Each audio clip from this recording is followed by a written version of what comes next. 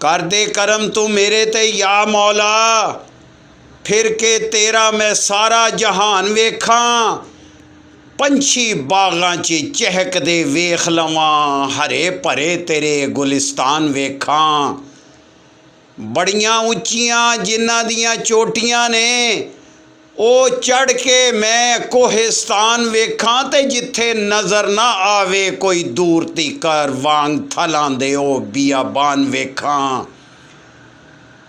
अपने फजल नाल ऐसी परवाज दे दे, कै कशां नाल भरिया आसमान वेखां। ते करां सैर मैं सत्त समुंदरां दी, खलक पानी दी नाल हैरान वेखां।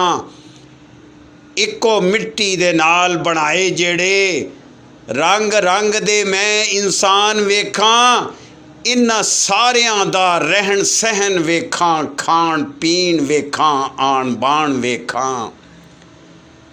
घर कच्चे मिट्टी ते कानियां दे, महल बने किते आलीशान वेखां। ते सच्चे आशक होए जो जग उत्ते, जाके उन्हां दे नामो निशान वेखां।